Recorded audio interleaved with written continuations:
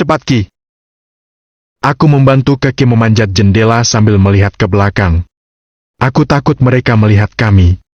Yang terdengar, ayah dan anak buahnya ingin tetap memeriksa ke dalam.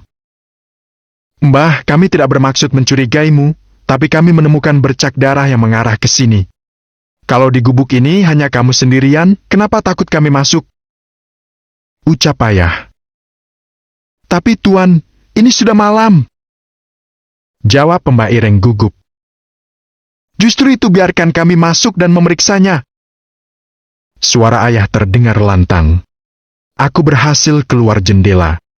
Setelah itu, pintu jendelaku tutup lagi seperti tidak ada orang yang keluar. Aku juga memikirkan Mbak Ireng, dia sudah membantuku. Aku tidak mau dia terkena masalah karena menolong kami. Oh! Sakit! Kaki berusaha melangkah, tapi kesulitan karena kakinya masih sakit. Tidak mungkin kami berjalan malam ini. Jika kami berlari melalui semak-semak, akan menyulitkan kami karena kalau terlihat pasti akan mudah dikejar. Kita sembunyi di sana saja, Ki. Kami merapat di balik dinding agar tidak terlihat. Biar kami masuk, Mbah. Kami ingin melihat. Suara ayah memaksa masuk. Jantungku berdebar takut ketahuan. Keki merangkul lenganku berusaha berdiri. Kulirik sekilas gadis di sampingku, dia terlihat tenang meskipun situasi sangat berbahaya. Coba periksa ke kamar. Terdengar suara ayah menyuruh anak buahnya memeriksa ke kamar. Aku menggenggam tangan Keki, cemas kalau gadisku cintai ini ketahuan. Apa yang harus kuperbuat? Ayah bisa saja ikut membunuhku karena aku bukan anak kandungnya. Tidak ada Tuan! Teriak salah seorang anak buah ayah. Di bawah kolong itu. Ucap ayah terdengar sangat dekat. Aku tahu mereka di kamar. Tidak ada, Tuan. Sudah kubilang, aku tidak menyembunyikan siapapun, Tuan. Sanggah Mbak Ireng. Baiklah, aku percaya padamu, Mbah. Tapi ingat, kalau ada seseorang terluka tembakan meminta bantuanmu, cepat beritahu aku. Baik, Tuan. Jawab Mbak Ireng pelan. Terdengar suara langkah keluar dari kamar. Ayah pasti ingin memutari gubuk ini mencari. Aku harus membawa Keki masuk lagi ke kamar, tidak mungkin kami lari dalam kondisi seperti ini. Ayo kita masuk lagi, Ki. Bisikku. Keki menganggukkan kepala. Aku membuka pelan jendela. Mengintip ke dalam memastikan aman di dalam kamar. Setelah itu aku membantu Keki masuk lagi ke jendela. Baiklah Mbah, maafkan aku mengganggumu malam ini, permisi. Ayah masih di depan pintu gubuk. Kamar gelap sehingga kami tidak terlihat masuk jendela. Tidak apa-apa, Tuan. Jawab Mbak Ireng. Ayo kita cari lagi. Teriak ayah. Aku berhasil masuk lagi ke kamar. Setelah menutup jendela, aku dan Keki sembunyi lagi di bawah kolong tempat tidur. Pintu berderi ditutup Mbak Ireng. Lalu terdengar suara langkah di luar seperti memeriksa semua sisi gubuk. Tidak lama kemudian, suara langkah itu semakin hilang. Aku yakin mereka sudah menjauhi gubuk ini. Mbak Ireng masuk ke kamar, dia membungkukkan badan melihat ke kami ke kolong ranjang. Aku kira kalian pergi. Ucap Mbak Ireng terkejut melihat kami. Sudah aman? Ayo keluar. Sambung Mbak Ireng. Aku dan Keki keluar dari kolong tempat tidur. Keki berbaring lagi di tempat tidur, aku duduk di tepi ranjang. Mbak Ireng berdiri menatap kami. Terima kasih, Mbah. Ucapku. Tuan Bima, apa yang terjadi? Kenapa kalian diburu? Tanya Mbak Ireng. Mbah, aku menceritakan yang terjadi. Mbak Ireng sudah menolongku dan Keki, aku yakin dia bukan orang jahat. Astaga! Kalian akan mendekati kematian, Tuan Guntur akan membunuhmu, Tuan Bima! Mbak Ireng terkejut. Mbah, tolong jangan beritahu aku yang menyelamatkan nona ini. Tuan, kamu membahayakan dirimu. Nyawamu juga tidak berarti bagi Tuan Guntur. Kenapa tidak berarti, Mbah? Kak Bima kan anaknya Pak Guntur. Timpa Keki. Mbak Ireng bergetar, dia gelisah dan memalingkan wajah. Kenapa aku merasa wanita tua ini tahu tentang asal-usulku? Mbak tahu aku bukan anak kandungnya? Tanyaku yang membuat Mbak Ireng terpana menatapku. Apa? Kak Bima bukan anak kandung Pak Guntur? Keki terkejut. Maaf, aku tidak ingin ikut campur urusan itu. Aku tidur dulu. Mbak Ireng keluar dari kamar seperti menghindar. Ini justru membuatku sangat penasaran. Mbak Ireng sudah lama membantu ibu dan ayah dalam urusan bisnis ini. Jika ada gadis-gadis tahanan sakit ulah kekasaran dari pelanggan, Mbak Irenglah yang mengobati mereka. Aku yakin Mbak Ireng tahu asal-usul wanita yang melahirkan aku. Kak Bima, apa benar kamu bukan anak kandung Pak Guntur? Keki langsung bangkit dari tidur dan duduk. Ya, Ki? Jawabku pelan. Aku belum mengerti semua ini. Tapi bukankah Pak Guntur dan Bu Jumi yang membesarkanmu, Kak? Keki masih sangat penasaran. Aku mau tanya Mbak Ireng dulu, nanti aku cerita. Aku keluar dari kamar. Melihat Mbak Ireng duduk di depan dan bersandar sambil merokok, aku tahu dia mengingat sesuatu. Aku duduk di sampingnya. Siapa wanita yang melahirkanku, Mbah? Apakah dia juga diculik seperti gadis lain? Tanyaku lirih. Jangan, Tuan. Jangan banyak bertanya. Aku takut dibunuh Tuan Guntur dan Bu Jumi. Mereka sangat kejam. Mereka akan melakukan apapun. Aku takut. Mbak Ireng menghisap lagi rokoknya, meskipun dia berusaha tenang, tapi gemetar tangannya terlihat jelas memegang rokok. Mbah, aku janji tidak akan beritahu siapapun. Saat ibu dan ayah berbicara, aku tidak sengaja menguping. Mereka mengatakan ibuku dikurung dan melahirkanku di ruang bawah tanah. Ibuku juga mati seperti binatang. Tanpa disadari mataku berembun. Mbak Ireng menatapku. Setelah terdiam sejenak, Mbak Ireng mulai bercerita. Aku sangat bersyukur Jaka mati. Kalau tidak dia akan meneruskan penyiksaan gadis-gadis itu. Mbak Ireng menangis, lalu dia berusaha menghapus air matanya. Aku terkejut mendengarnya. Bawa nona itu keluar, aku mau berbicara dengannya. Pinta Mbak Ireng. Di luar dugaanku. Mbak Ireng sangat tertarik dengan Keki. Dari cara bicaranya, aku tahu dia sudah banyak menyaksikan kejahatan ayah dan ibu. Sepertinya dia tidak suka. Tapi apa dah, dia hanya seorang tabib yang sudah tua. Aku menggendong Keki keluar. Awalnya dia menolak karena bisa berjalan, tapi entah kenapa aku ingin memanjakannya, berlebihanku karena cinta. Duduk sini, Ki. Aku meletakkan Keki duduk di depan tepat di samping Mbak Ireng. Aku juga ikut duduk. Mbak Ireng menatap Keki agak lama. Dia membelai lembut wajah Keki lalu tersenyum. Ada apa, Mbah? Tanya Keki heran dan menatap mata Mbak Ireng. Gadis pemberani, tapi kamu harus hati-hati. Tuan Guntur dan Bu Jumi bukan hanya sekedar penjual gadis-gadis, tapi penyembah setan. Aku sudah tidak heran lagi. Dari kecil sudah kulihat ibu dan ayah mengambil darah perawan untuk ritual penyembahannya. Keki terpana. Aku tahu dia terkejut. Selama ini belum ada yang berani melawan Tuan Guntur. Kamulah yang pertama berhasil masuk ke lorong itu dan keluar dengan selamat. Sambung Mbak Ireng. Keki tetap diam menyimak perkataan Mbak Ireng. Mbak Ireng memalingkan wajah kepadaku.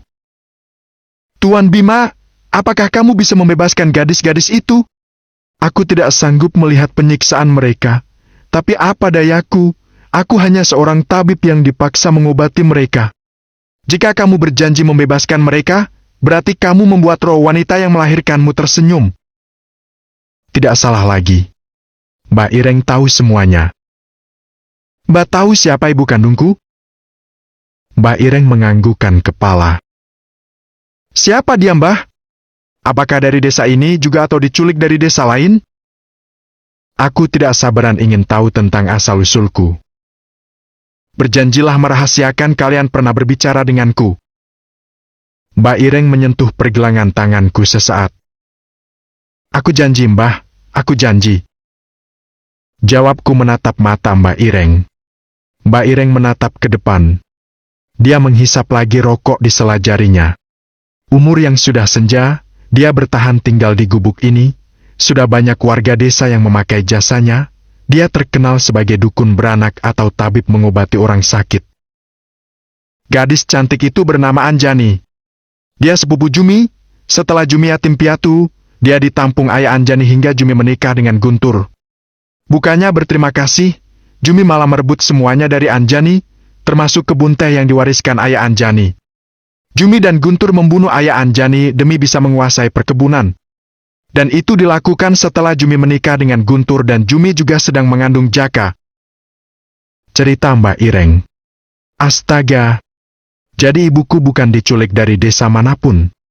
Dia dikurung oleh sepupunya karena iri dan ingin menguasai harta kakekku. Ibu yang membesarkanku adalah sepupu ibu yang melahirkanku. Anjani yang malang. Dia juga dipaksa melayani lelaki yang memakai tubuhnya hingga Guntur dan Jumi mendapatkan uang banyak dalam waktu singkat. Kecantikannya banyak diminati lelaki hidung belang.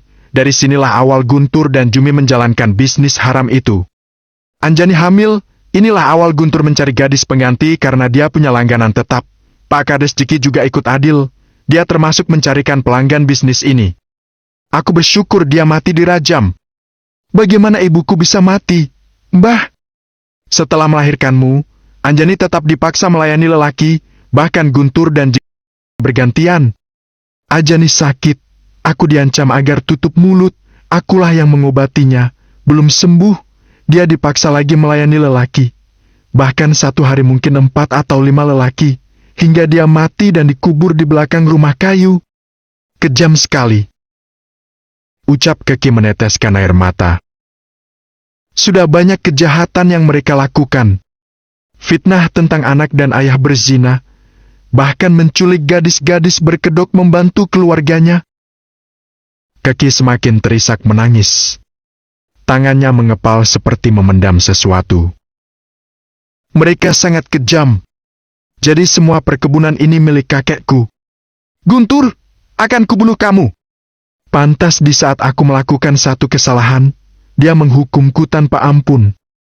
Bu Jumi, aku tidak tahu harus berkata apa. Kamu membesarkanku dengan kasih sayang, tapi caramu tetap salah.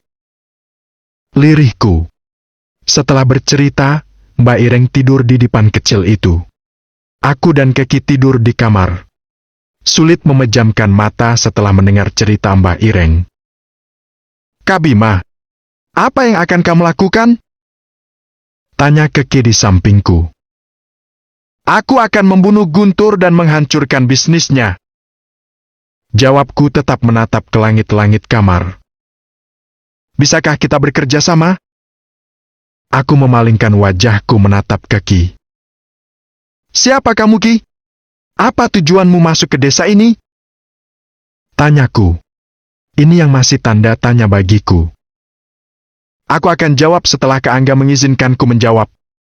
Tapi tujuan kita sama, aku ingin Guntur mati. Jawab Keki seperti memendam sebuah dendam. Aku tidak ingin memaksa Keki bercerita. Dia pasti punya alasan kenapa ingin membunuh. Kejahatan Guntur sangat besar.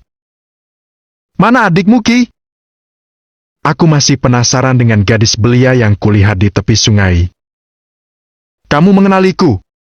Dia bukan adikku, aku hanya mencoba menyelamatkannya dari bisnis Guntur. Aku mau tidur dulu, besok kita harus meninggalkan gubuk ini secepatnya, aku tidak mau mereka mencurigai kita, Kak. Ucap Keki lalu memejamkan mata. Rasanya seperti mimpi. Aku seranjang dengan wanita misterius tapi aku mencintainya. Masih banyak yang belum aku ketahui tentang dia. Apakah kita akan bisa selamanya seperti ini, Ki? Aku berharap, setelah misi balas dendammu, kita tetap dekat seperti ini. Jangan tatap aku, Kak. Ayo tidur. Kata Keki yang membuatku terkejut.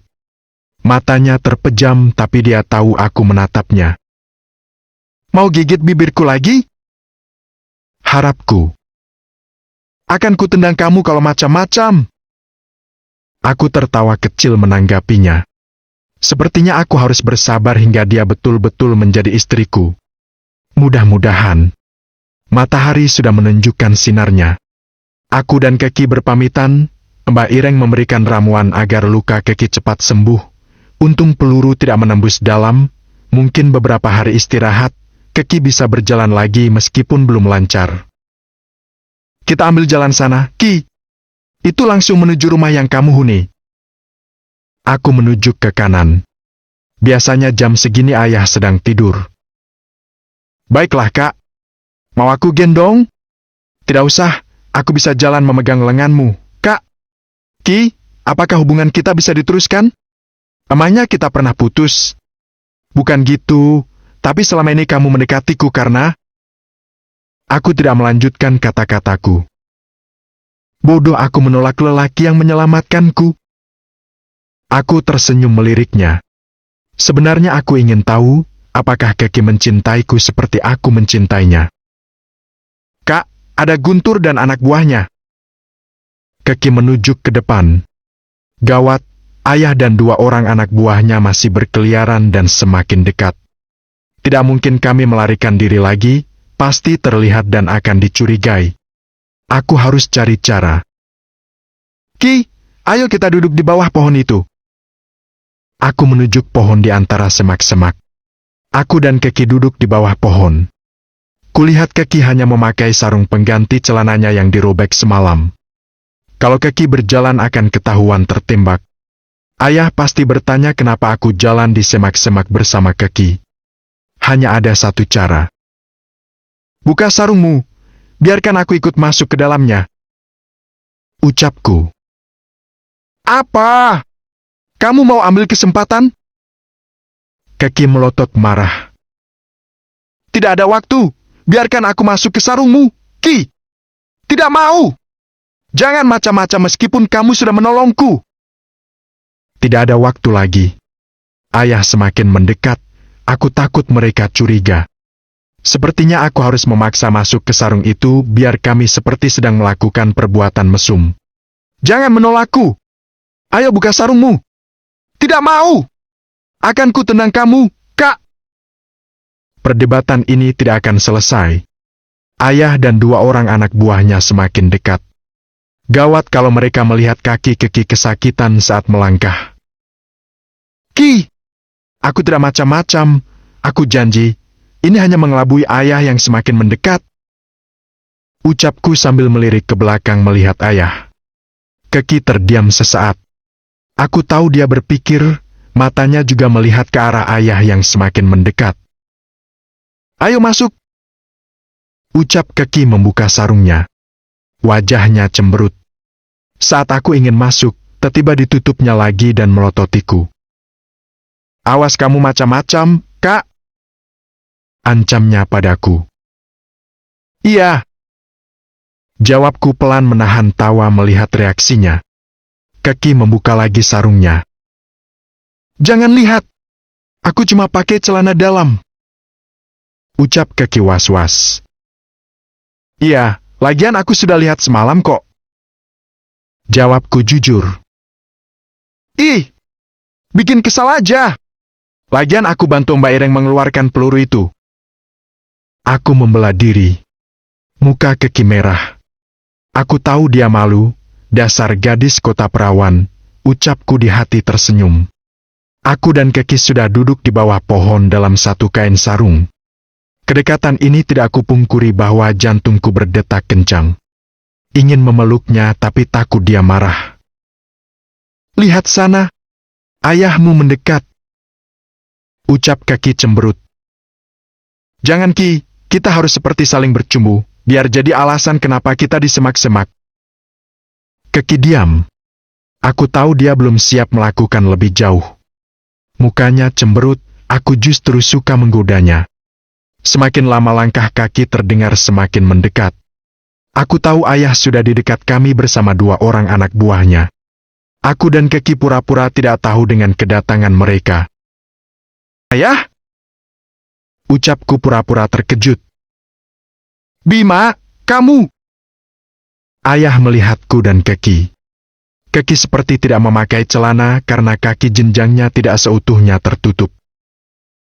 "Tuan, maaf kami ke sana dulu," ucap anak buah ayah dan berlalu dari hadapanku. "Ayah, aku!"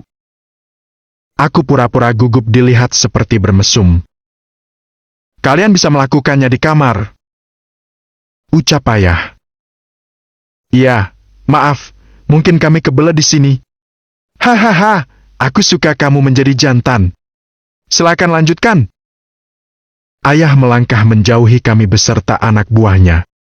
Aku menghela nafas lega, ayah tidak mencurigai kami, syukurlah. "Ih, keluar!"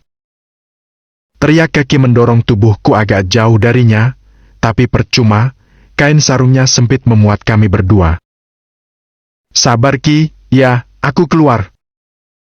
Aku tersenyum melihat mimik wajahnya. Setelah aku keluar, aku bangkit berdiri. Tidak mungkin kubiarkan Keki jalan kaki, akan terlihat kakinya sakit dan pasti dicurigai. "Ayo aku gendong." Aku menawarkan punggungku.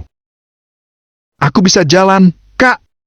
"Nanti mereka curiga, Ki." "Baiklah." "Asik, aku digendong," jawab Keki senang. "Pof Angga." "Tok, tok, tok." "Buka pintunya, Mbak. Aku kebelet." Suara ketokan pintu membuatku terbangun. Aku melangkah keluar kamar, kulihat pintu kamar Keki digembok dari luar. Ningrum berteriak memanggil. "Mbak, aku butuh kamar mandi." Bocah ini membuat keributan pagi ini. Tapi kenapa pintu digembok dari luar? Kulihat paku di dinding dekat pintu, ada kunci tergantung. Mungkin ini kuncinya. Batinku, lalu membuka pintu kamar Keki. "Minggir Mas, aku kebelet." Ningrum langsung berlari menuju kamar mandi. "Keki mana, Rum?" Pertanyaanku tidak ditanggapi oleh Ningrum. Mungkin dia sudah tidak tahan ingin ke kamar mandi. Aku masuk ke kamar Keki, ternyata ponselnya terletak di meja. "Loh, kenapa Keki tidak bawa ponsel? Tidak biasanya dia seperti ini." Aku mulai mencemaskannya. Aku akan segera pergi ke rumah Bu Jumi. Aku takut Keki dalam masalah. Kenapa Ningrum dikunci dari luar? Aku yakin Keki keluar malam tadi. Keki, kenapa kamu selalu bertindak diam-diam?" Gumamku. Aku duduk menunggu Ningrum keluar dari kamar mandi. Aku ingin bertanya sebelum ke rumah Bu Jumi. Entah kenapa perasaanku tidak enak. Aku takut Keki dalam bahaya karena hingga pagi belum juga pulang. Sebelum ke rumah Bima, aku mempersiapkan senjataku.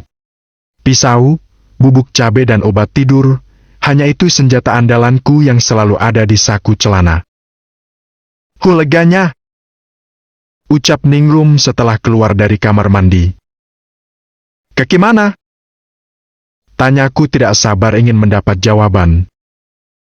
"Itulah Mas, semalam aku tidur sendiri, aku tidak tahu Mbak itu keluar jam berapa," jawab Ningrum, lalu duduk.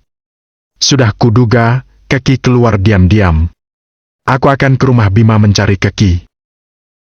"Kok kamu masih bau?" Aku menutup hidung. Mendadak udara berubah menjadi bau tidak sedap. "Oh itu, hehehe, celana dalamku sedikit basah, banyak mengurungku. Lagian aku tidak punya celana dalam lagi, Mas."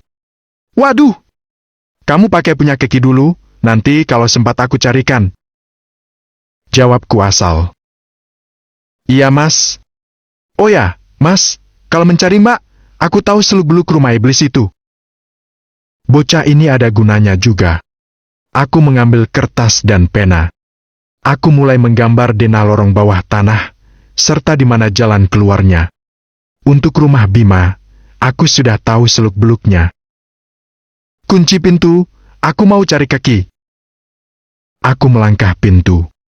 Aku melangkah secepatnya sambil melihat suasana pagi ini. Aku terus berharap melihat Keki saat berpapasan dengan beberapa penduduk desa, tapi harapanku kosong. aku tidak melihat Keki. Kemana kamu, Ki? Sampai di depan rumah Bima, aku juga tidak melihat Keki. Tapi aku melihat Bu Jumi duduk di teras rumahnya sambil menikmati teh sendirian. Pagi, Tante. Sapaku tersenyum manis. Angga, tumben pagi-pagi ke sini. Bu Jumi meletakkan cangkirnya, lalu berdiri menyambutku. Aku rindu. Bisikku. Ayo ikut aku, sayang. Bu Jumi mengedipkan matanya. Dia mengajakku masuk dan langsung naik ke lantai 2. Kita kemana, Tante? Tanyaku sambil melihat ke sekitar ruangan. Aku berharap menemukan Keki. Ayo naik, suamiku sedang sibuk mencari pencuri dari semalam. Jawab Bu Jumi. Pencuri dari semalam. Apakah itu Keki? Pasti Keki sedang diburu. Aku harus segera menolongnya.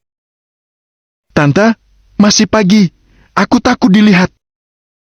Aku menghentikan langkah menaiki anak tangga. Tidak apa-apa, Angga. Aku jamin tidak ketahuan, karena kita ke kamar Jaka. Bu Jumi menarik tanganku. Gila ini, Tante-tante. Aku kesini bukan ingin masuk kamar dengannya, aku mencari Keki. Jujur saja, aku tidak selera. Tapi Tante, aku takut ketahuan Pak Guntur. Kataku lagi. Aku berharap secepatnya pergi dari rumah ini. Sebentar sayang, ayo. Tanganku terus ditarik ke lantai 2. Aku tidak bisa menolak, mungkin aku harus memberinya obat tidur. Ayo masuk. Ucap Bu Jumi membuka pintu kamar. Sampai di dalam kamar, Bu Jumi langsung mengunci pintu. Tubuhku didorong hingga terlentang di tempat tidur. Sejenak kulihat wajahnya memerah seperti wanita haus belayan. Tunggu Tante, aku ingin minum. Ucapku mengulur waktu. Bukan aku tidak normal, tapi aku tidak berselera melihat wanita ini. Dia seumuran dengan almarhum ibuku. Itu airnya. Bu Jumi mendekati nakas yang sudah tersedia segelas air putih. Mungkin aku harus membuatnya tidur. Akan kumasukkan obat tidur ke minuman itu. Ini, minumlah sayang. Bu Jumi menyodorkan segelas air putih itu. Aku bangkit untuk duduk. Terima kasih, Tante. Jawabku menerima segelas air putih itu, lalu meminumnya sedikit. Angga, aku sangat menyukaimu. Kamu tampan dan membuatku merasa muda lagi. Bu Jumi duduk di sampingku sambil membelai pahaku. Aku sangat merasa risih. Buka bajumu, Tante. Pintaku. Baiklah, ternyata kamu sudah tidak sabaran. Bu Jumi mencolek daguku. Aku membalas tersenyum. Bu Jumi mulai membuka bajunya. Aku menggunakan kesempatan itu memasukkan obat tidur ke minuman di tanganku. Jika aku punya racun, mungkin racun yang kumasukkan. Bagaimana? Aku menarik bukan? Bu Jumi mendekat, kini dia hanya memakai pakaian dalam saja. Tante, minum ini dulu, biar punya tenaga. Ucapku. Tanpa berpikir panjang, Bu Jumi langsung menghabiskan air yang tersisa di gelas. Tidak lama kemudian, dia langsung menguap dan rebah di tempat tidur. Aku tidak ingin buang waktu. Keselamatan Keki lebih penting, aku secepatnya menuju pintu ingin keluar. Pintu kubuka. Apa yang kamu lakukan di sini? Aku terkejut melihat seorang anak buah Guntur berdiri di depan pintu melototi aku. Apa yang kamu lakukan bersama Bu Jumi? Sekilas dia melihat ke belakangku. Bu Jumi terbaring dan hanya berpakaian dalam saja. Ag! Aku langsung memukul pundaknya hingga pingsan. Kulihat tidak ada orang lain. Tubuh lelaki itu kuseret masuk ke kamar dan kubaringkan di tempat tidur tepat di samping Bu Jumi. Bajunya kubuka hingga betul-betul bugil. Badan mereka kututup dengan satu selimut. Kalian akan seperti pasangan mesum. Batinku. Aku melangkah ke pintu ingin keluar dan menutup lagi pintu, tapi sial, sebelum aku sempat keluar, ada Guntur dan 2 orang anak buahnya dari tangga. Aku bergegas masuk ke kolong ranjang untuk bersembunyi. Sudahlah, aku mau kalian tetap berjaga. Aku tidak mau kita kecolongan lagi. Guntur terdengar marah. Iya, Tuan. Jawab seseorang yang terdengar. Loh, kenapa kamar jaga terbuka? Kata Guntur. Mungkin ada yang masuk, Tuan. Ayo kita periksa. Suara langkah semakin dekat terdengar. Aku bisa menyaksikan kaki orang masuk kamar ini. Tidak lama kemudian, kulihat kaki Guntur dan anak buahnya berdiri di depan pintu ingin masuk.